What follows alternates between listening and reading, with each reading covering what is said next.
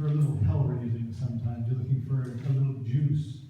And so I remember it wasn't too long after I got there that I got hired by one of the neighbors, Mr. Stone, to help him pile wood.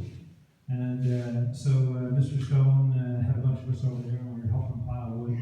And I think so one kid, hucked it, and it went off, and it hit Mr. Stone in the leg. And I remember thinking, now I'm going to see something. Right?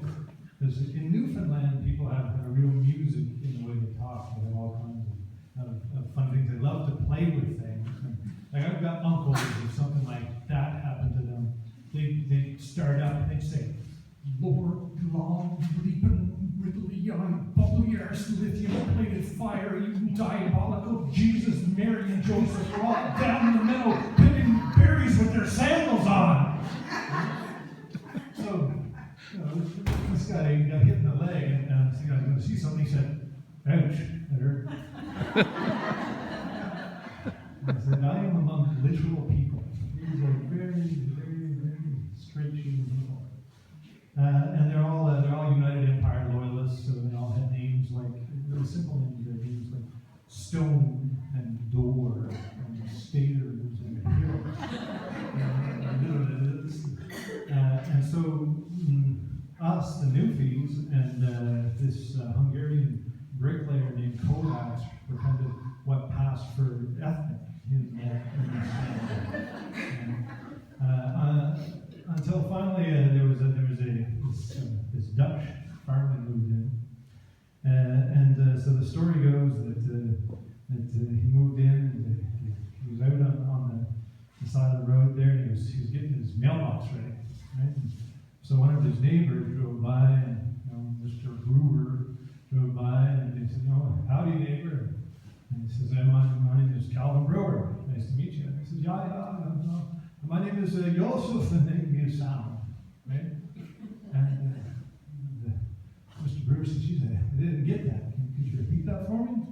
He says, yeah, Joseph, and he makes this conglomeration of weird sounds again. And he points at his mailbox, right? And Mr. Brewer looks down at the mailbox. He says, this agglomeration of O's and J's and K's. And he says, looks like quite a mouthful. I don't think I'm going to be able to say that. That's Joseph, he's just saying, he says, that name's got 14 letters in it. And Mr. Joseph, he says, yeah, I never counted it before, but you're right, there's 14 letters there.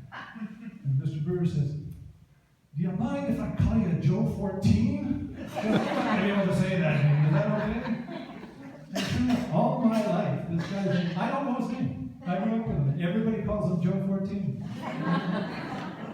So I saw Joe, I was back home, and I saw Joe. He's a fine old gentleman, and I saw him on the occasion of his 50th anniversary.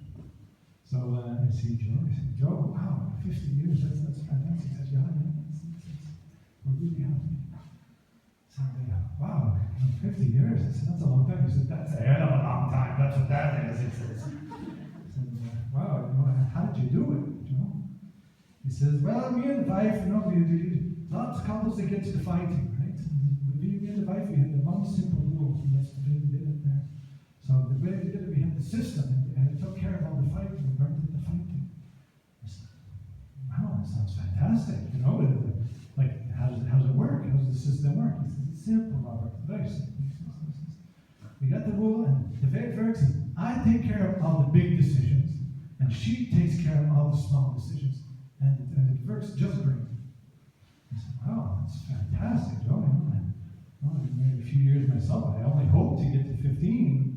Can you tell me your system? Can you give me an example of a big decision? Robert, I can't do that. He says, no.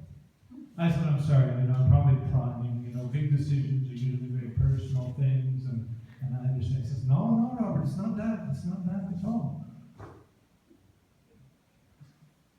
Okay, then it's a part of it. It's I got to figure it out myself, and the lesson and the knowing is the thing, and that's the trick of it. No, Robert, he said, that's not it either. Jesus, Joe, what is it? How do we know? How is it? How is it? Why can't you tell me an example of a big decision you had to make? He says, Robert, it's very simple. In 50 years of marriage, there were no big decisions. It was all the little things. I let her make the decisions. And when the big decisions come, I'm going to make it. And I'm going to make it. But for now, it's the little stuff. So, the other story I want to tell you today, that's the anniversary, Joe's anniversary. So the other story is, it's a First Nations story. And this is the grandmother story.